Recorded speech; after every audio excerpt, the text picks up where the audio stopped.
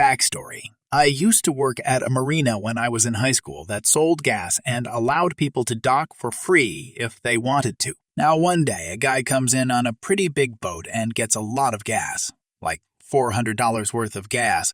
He comes to the counter to pay and gives me $400 in $100 bills, and I accept them, and he goes on his merry way. Fast forward a week or so, and I am told by my boss that the bills he paid in were all counterfeit bills.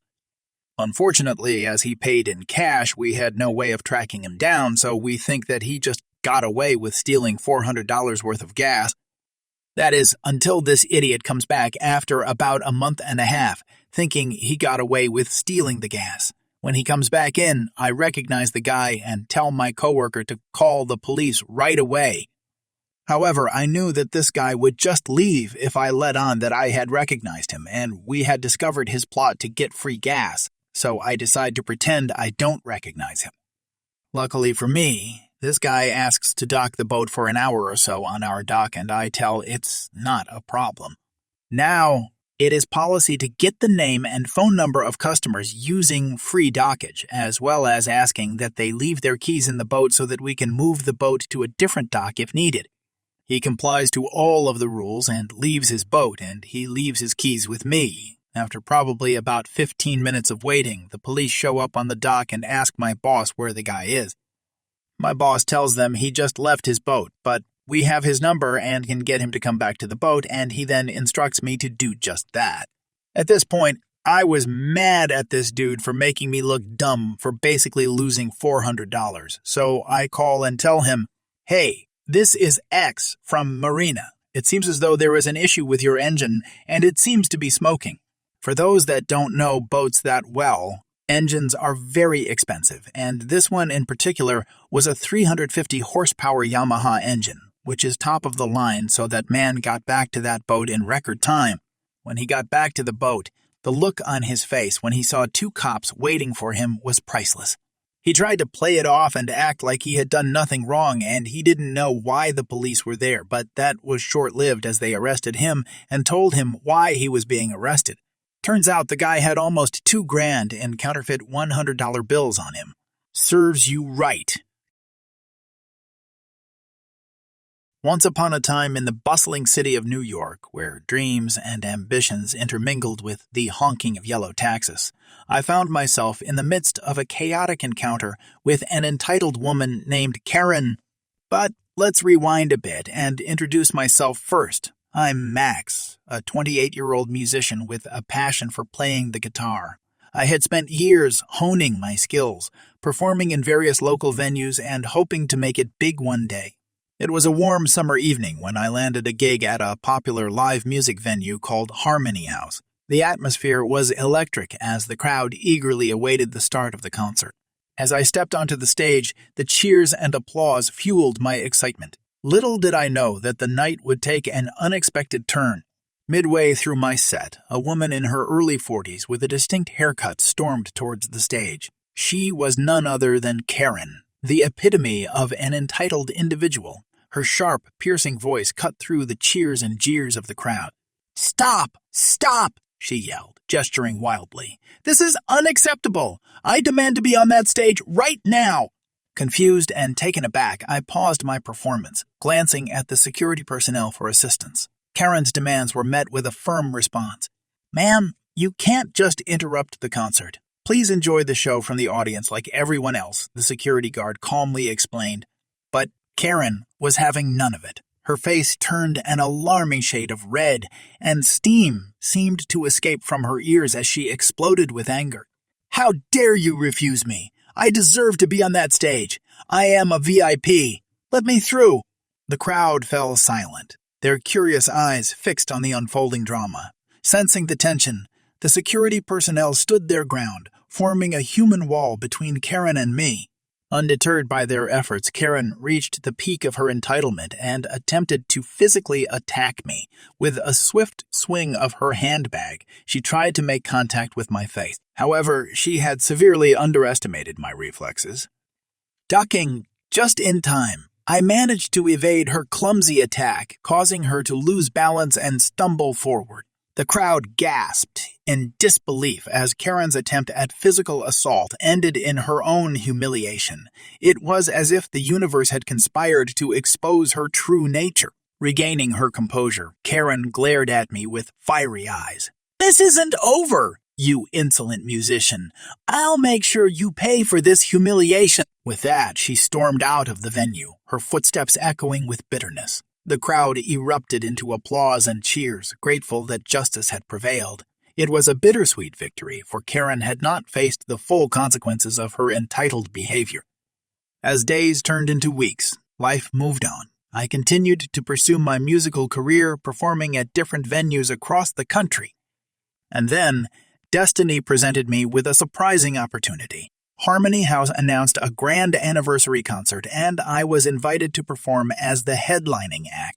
The night of the concert arrived, and I stood on the same stage where Karen's entitlement had been defeated. The crowd roared with anticipation, unaware of the twist fate had in store. Just as I began to strum the opening chords of my most popular song, the spotlight revealed a familiar face in the front row. It was Karen, her face a mix of shock and embarrassment. The irony was palpable as she realized that she was just another member of the audience, devoid of any special privileges. The crowd, sensing the karmic justice, erupted into laughter and applause. As I sang my heart out, the bitterness of revenge mingled with the sweet satisfaction of knowing that Karen had learned her lesson. Sometimes, life's most gratifying moments come when entitled villains face their own undoing, all while we continue to follow our passions, rise above the chaos, and let the music be our guide.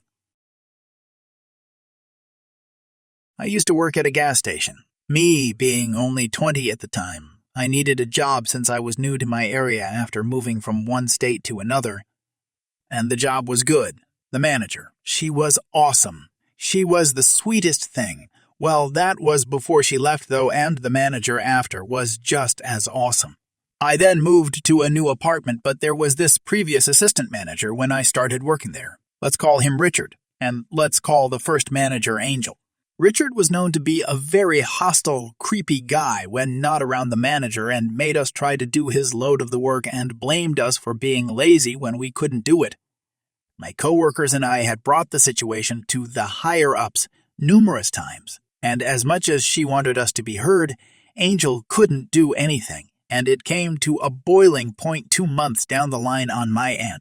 Little fact about me, I am timid. I am autistic, and I get very, very stressed when someone threatens me with my life. I get very, very sick to my core and lack breathing if I have to deal with that, and I used that to my advantage. On the shift I was supposed to be working that day, I had asked my friend Cross if I could borrow his speaker to listen to my music. My manager said as long as I can do my job behind the register and Cross was okay with it, I can listen to my music, and I asked specifically if I can borrow it to take home for a couple days until my new speaker came in that I brought the previous paycheck. Cross said okay, and shift change happened, and Richard came in. He sees me listening to my music, and he asks me to play his music from his phone on Cross's speaker. I said no. The speaker is mine for the next couple days, and I don't want to be held responsible for any damage. He then whispers under his breath for me to hear, but for the cameras in the store to not pick up. I have a knife, and I basically, in a single moment, and quickly too, came up with a way to end his nonsense. The revenge. I yelled at him loud enough to him so the cameras can pick it up, knowing that he would have to say something to defend himself. Why are you threatening me with a knife? And I kinda had a mixture of fear if he actually had one, and determination to make this man suffer for me and my coworkers verbal abuse and harassment for the past couple months. He backed away and said, "Hey, it was just a joke. Chill out." And I knew I had to do something because at that point I said a joke. Here's a good joke. Have fun working alone. I quit. I walked out, called my mother, who I lived with, nearby, explained the situation in tears after the adrenaline and fear finished its end, and I then was told and called my manager to explain to her the situation. I then told her that I knew he had the knife on him because I saw a pocket knife in the office, and it was a custom one with his name on it. Mom then picked me up and took me back to the store to talk with my manager. I wound up in a situation with the manager, the branch manager, and the district manager asking about what happened, and I explained it again, calmer now, in full, and they asked if I was okay. I told them, no, I have a guy who has been harassing my other coworkers, verbally assaulting me and the others, try and threaten an autistic person who did nothing except say no to using a speaker, get threatened with a knife. I do not feel safe with him around. They asked me about the speaker I called Cross, and he confirmed I asked to borrow the speaker overnight and backed me up with what the assistant manager has done in the past. And at that point, police were called. They checked the cameras and heard me yelling about the knife, and after a few months, I come to learn he got fired from his last job and was in jail for threatening physical harm to a disabled person, sexual harassment, sexual assault, and unauthorized concealed weapon. He wanted a speaker. He got a speaker. A few speakers on a podium who put himself in jail about a week after. I'm a truck driver, and to say this time of year is stressful is an understatement. Between tight deadlines on loads, customers realizing they need something last minute before the holiday, and added traffic all over the country, it's a nightmare. Yesterday, I went to a customer to pick up a load heading to Iowa so I could drop it for another driver to get home, then grab my load back east so I could get home. I walk onto the dock and the shipping clerk is sitting in the office with her back to me browsing Fingerhut. The two other people in the office made direct eye contact with me but didn't indicate to the shipping clerk I was there. I tried unsuccessfully to get her attention, but she flat out refused to acknowledge my existence. At this point, I realize it's almost noon and they're trying to blow me off and leave me until after lunch. I had been up since 3:30 and was having none of it. I had a long way to go and a short time to get there. So I whip out my phone and look at the app we use to send and receive load info. Usually along with the customer's address and pickup numbers is a phone number for them. I figure I'll just call the shipping office and get their attention that way. Phone starts to ring on my end, but instead of the shipping office, I get the company directory, and the first listing on the directory is the plant manager. Now, if my time in the Army has taught me anything, you get the best results by jumping the chain of command. So I hit 69,420 for the plant manager and put my phone on speaker. As soon as Fingerhut Fran hears the voice, mail for the plant manager, she turns around and starts shrieking. I calmly raise my finger in the just 1 minute sign and proceed to leave a voicemail on the plant manager's line explaining who I was, who I drove for, what load I was supposed to pick up, and finished off by adding that his shipping office personnel were present, but too busy online shopping to acknowledge my existence. I thanked him, left my number, and hung up. By now, everyone in the office was staring slack-jawed at me. Fingerhut Fran was beet red and fuming. The other person in the office just tells me to back into the door, and they'll get to me soon. I figure at that point, my day is shot and they'll leave me in the dock as long as possible to retaliate. To my surprise, they started on me immediately and had me loaded in less than 20 minutes. When I went to get my paperwork, the plant manager was there having a discussion with Fran while the other person apologized and told me to have a happy holiday. I get it. Everyone wants this week to be over so they can spend time with their families, but so do I. And that won't happen if you ignore me instead of doing your job.